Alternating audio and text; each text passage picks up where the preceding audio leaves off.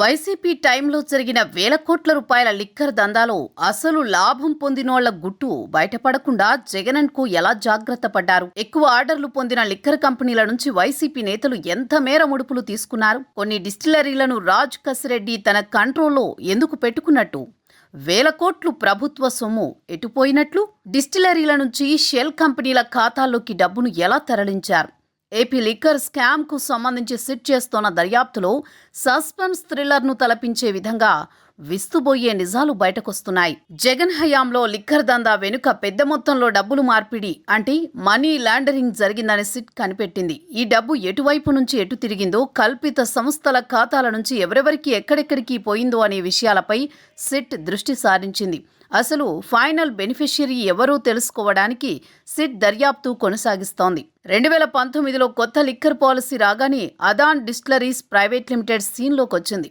దీన్ని పెట్టడానికి కావలసిన 60 కోట్ల రూపాయలు అప్పటి సీఎం జగన్ అరబిందో గ్రూప్ ద్వారా అప్పు ఇప్పించారని, లిక్కర్ దందాలో మెయిన్ నిందితుడు రాజ్ కసిరెడ్డి ఈ కంపెనీని నడిపించారని సిట్ తేల్చింది. లిక్కర్ తయారు చేయడానికి సొంతంగా ఎలాంటి ఇన్ఫ్రాస్ట్రక్చర్ కూడా లేని అదాన్ డిస్టిలరీస్ వేరే డిస్టిలరీలను లీజుకు తీసుకుని ఈ దందా జరిపిందని సిట్ తెలిపింది. విశాఖ డిస్టిలరీస్, పీఎంకే డిస్టిలరీస్తో పాటు కొన్ని కంపెనీలను అడ్డం పెట్టుకుని సొంత బ్రాండ్ల మద్యాన్ని తయారు చేసింది. దీంతో ఈ కంపెనీకి 2.5 ఏళ్లలో 732 కోట్లు దోచిపెట్టింది. తమిళనాడుకు చెందిన లీలా డిస్టిలరీస్ ప్రైవేట్ లిమిటెడ్ను రాజ్ కసిరెడ్డి పూర్తిగా తన కంట్రోల్లో పెట్టుకున్నారు. ఈ కంపెనీ 21 నెలల్లో 454 కోట్ల రూపాయల బిజినెస్ చేసింది. సొంతంగా లిక్కర్ తయారు చేసేందుకు ఎలాంటి మౌలిక వస్తువులు లేకపోయినా ఇంత బిజినెస్ జరిగింది.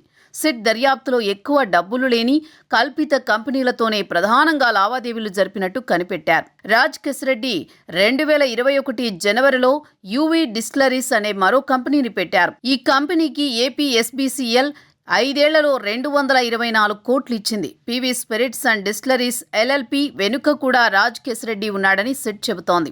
ఈ కంపెనీకి 271 కోట్లు ఇచ్చారు. వేరే కంపెనీలకు కూడా వేల కోట్లు ఇచ్చారు. నిజానికి సిట్ దర్యాప్తులో చాలా అనుమానాస్పద లావాదేవీలు జరిగినట్టు కనిపెట్టారు. నంద్యాలలోని ఎస్పీవై ఆగ్రో ఇండస్ట్రీస్ లిమిటెడ్కు వైసీపీ టైంలో 1569.52 కోట్లు ఇచ్చారు.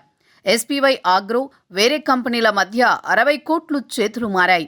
అప్పటి సీఎం జగన్ చెప్పడంతో అరబిందో సంస్థ ఎస్పీవై ఆగ్రోకు 45 కోట్లు అప్పిచ్చింది.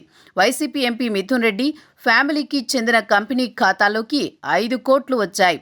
సిట్ దర్యాప్తులో ఈ డబ్బుల మార్పిడిపై నిఘా పెట్టారు. అంతేకాదు తిలక్ నగర్ ఇండస్ట్రీస్ లిమిటెడ్కు జగన్ ప్రభుత్వం చాలా లిక్కర్ ఆర్డర్లు ఇచ్చింది. ఆ కంపెనీకి 1472 కోట్లు ఇచ్చారు.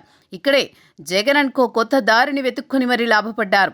మద్యం తాలూకా దందాలో ఎక్కువ ముడుపులు బంగారం రూపంలో ప్రభుత్వ పెద్దలకు చేరాయి.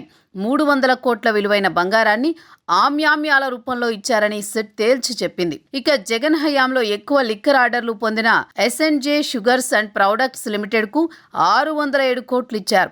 వీటిలో ఎక్కువ లావాదేవీలు అనుమానాస్పదంగా ఉన్నాయి. సిట్ ఇప్పుడు వాటి ఖాతాలను సైతం చూస్తోంది. తీగ లాగితే డొంక కదిలినట్టు రాజ్ కసిరెడ్డి అరెస్టుతో ఒక్కో వ్యవహారం బయటకు వస్తోంది. ఇదంతా జగన్ రెడ్డి కనుసన్నల్లోనే జరిగిందంటూ ఇప్పటికే రాజ్ కసిరెడ్డి సిట్కు చెప్పినట్టు సమాచారం. మొత్తానికి ఏపీ లిక్కర్ స్కామ్ ఉచ్చు జగన్ మెడకే చుట్టుకుంటున్నట్టు కనిపిస్తోంది. ఈ కేసుపై చంద్రబాబు చాలా సీరియస్గా ఉన్నట్టు సమాచారం. ఒకవేళ లిక్కర్ స్కామ్లో అడ్డంగా దొరికిపోయిన వాళ్ళంతా తమ వేళ్లను జగన్ వైపే చూపిస్తే ఆయనకు శ్రీకృష్ణ జన్మస్థానంలో బర్త్ కన్ఫర్మ్ అనే గుసగుసలు వినిపిస్తున్నాయి. రోజు రోజుకు ఒక్కో చిక్కుముడిని విప్పుతోన్న సిట్ జగన్ రెడ్డి దగ్గరికి ఎప్పుడొస్తుందా అనే సందేహాలు పార్టీ వర్గాల్లో క్రమంగా పెరుగుతున్నాయి. అప్పుడే ఏమైంది? In front crocodile festival mister Jagan Reddy.